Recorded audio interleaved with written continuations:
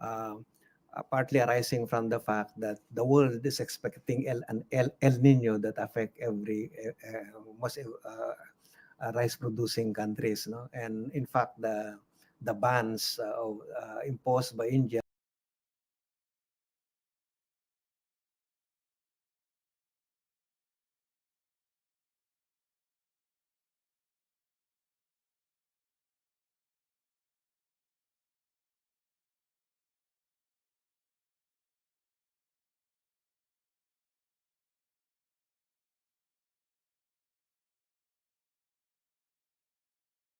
reposition na tayo to ensure that we have enough uh, uh, we have prepared our farmers.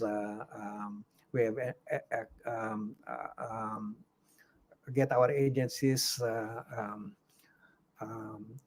prepare, for example, the mga irrigation systems. They have this time to a number of months to prepare for those, and so on and so forth. No? So the task force on El Nino that our president has created is essentially aimed to consolidate those various efforts of our line agencies, no, to ensure that we are able to mitigate the adverse effects of the El Nino phenomenon, not only on food supplies, but also on water and power and health and public safety in general.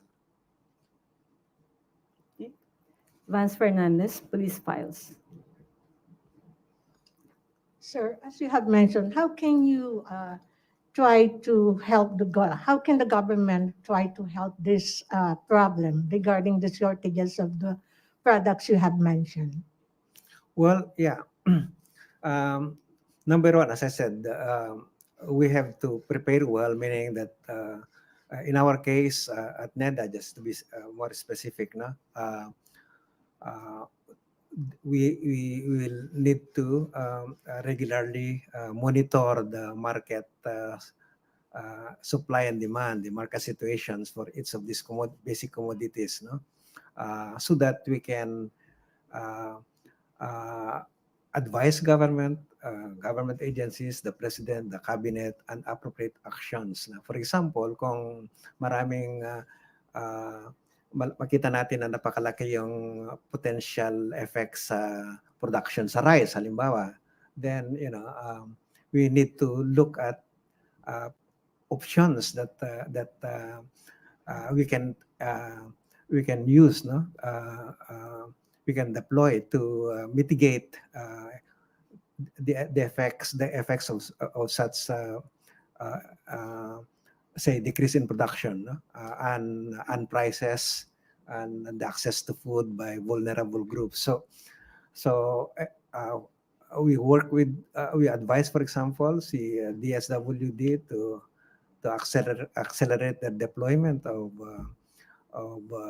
food assistance, food stamps, to ramp up their deployment of food stamps. That we advised the Department of Agriculture uh, uh, to preposition by way of importing the expected shortages, so that when that time comes na may talagang shortage, you have enough to uh, in storage, no, to release to ensure that those uh, uh, gaps are closed.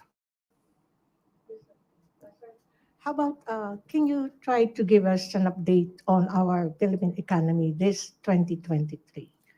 Update and Philippine economy. oh, the 2010, 2023, we have done well. Given the circumstances, it was a very challenging year, to say the least. The world market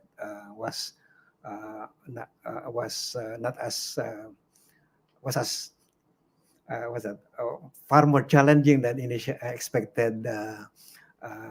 Say at this time period last year, then um, uh, months later, you saw all these multilateral agencies, reducing the growth prospects for practically almost every country and the world in particular. So a much more reduced uh, growth prospect, no? And I said we have done well because if you look at the way we have performed in relation to our into those many other countries, we have remained among the top performers, economic performers in Asia and in Southeast Asia. In according, she have read the report of ADB the other yesterday. We remain the best performer in our region. So we have not.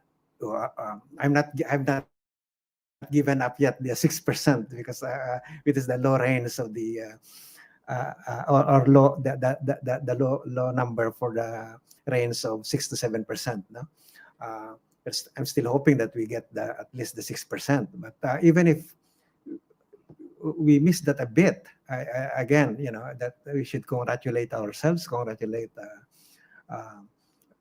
We should be very thankful that did not get as much reduction as many other countries.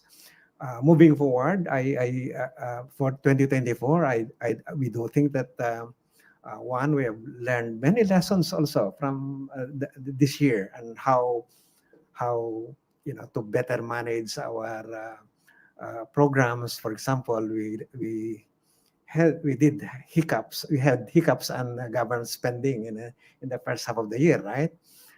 And that really hit us hard by way of growth and the kind of services we're able to provide our people. We have learned our lessons from there, and we would not want to see that repeated in the coming year. No, we have. I think that looking at what our many development observers are seeing and are reporting, they see the Philippines to be a rising star in this part of the world. So we are optimistic, and I think that despite the challenges, we have done well. Okay. Any more questions? Okay, no more questions. That concludes our press briefing this afternoon. Thank you, Secretary R.C. Balisacan, and thank you, Malacanang Press Corps.